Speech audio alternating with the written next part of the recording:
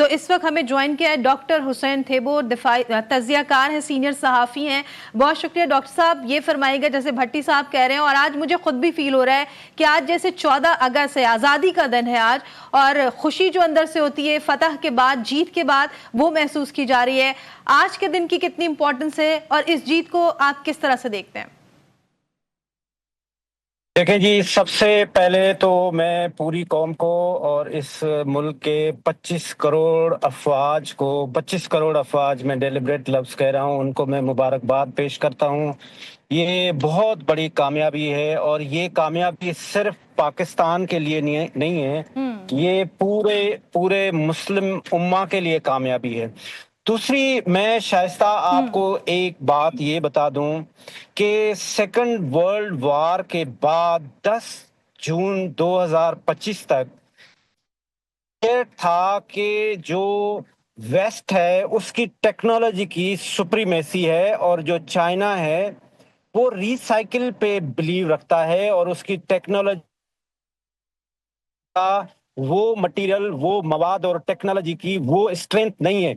لیکن 10 مئی 2025 کے بعد دنیا نے یہ بھی دیکھا کہ ویسٹ کی جو ٹیکنالوجی ہے وہ چائنا کی ٹیکنالوجی کے آگے کچھ بھی نہیں ہے.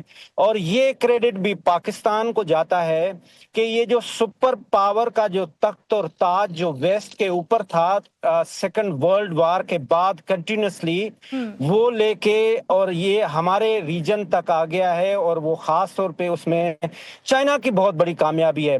تو اس پہ جتنے ہم خوش ہیں، اس سے زیادہ ہمارے اسلامی ممالک خوش ہیں، اس سے زیادہ چائنا خوش ہے. تو آج پورے دنیا میں جشن ہے، اور ہندوستان میں فوتگی ہو گئی ہے، اور وہ لوگ کہہ رہے ہیں کہ یہ شادیانے ذرا آرام سے بجائیں، آہستہ بجائیں، کیونکہ ہمارے گھر میں فوتگی ہو گئی ہے.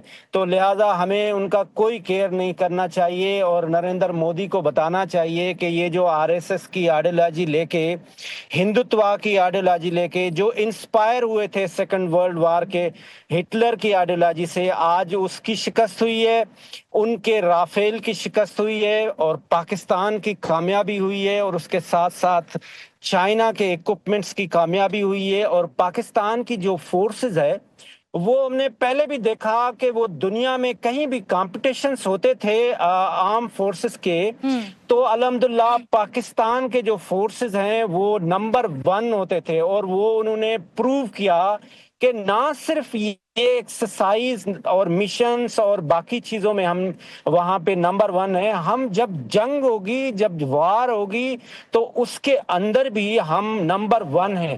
دیکھیں، آپ ٹیکنالوجی کتنی بھی بیسٹ سے بیسٹ بنائیں، لیکن آپ کے پاس برین بھی تو ہونا چاہیے نا، بیوٹی ود برین جو بیوٹی ود ہم برین، شائستہ بالکل. کہتے ہیں. تو یہاں پہ جو ٹیکنالوجی ود برین ہے، یہاں پہ سینٹینس کو تھوڑا سا ہم چینج کرتے ہیں کہ ٹیکنالوجی ود برین، کہ ہم جو ٹیکنالوجی ہے اس کو یوز کرنے کے لیے آپ کے پاس برین ہو، آپ کے پاس کیپیسٹی ہو، آپ کی کیپیبلٹی ہو.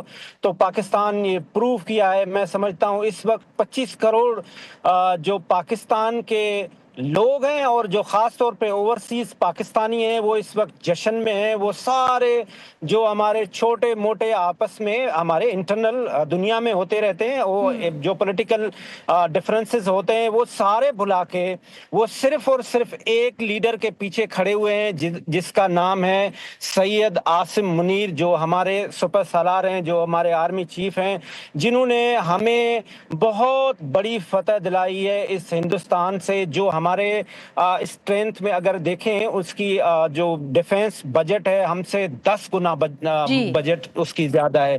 ہماری ٹوٹل 8 بلین ہے، اس کی دیکھیں تو اس کی 80 بلین کی بجٹ ہے. لیکن وہ ڈفر ہیں سارے. ہم نے دیکھا کہ پاکستان نے یہ پروو کیا کہ پاکستان واقعی سپر ہے اپنی افواج پاکستان میں، اور اپنی ٹیکنالوجی میں، اور اپنی اسٹرینتھ میں. اور جو قوم ہے، جس کا ہم نے جذبہ، جو جنون ہمیشہ ہم نے دیکھا ہے، وہ انہوں نے ثابت کیا ہے کہ وہ سچے، کھرے، اچھے پاکستانی ہیں.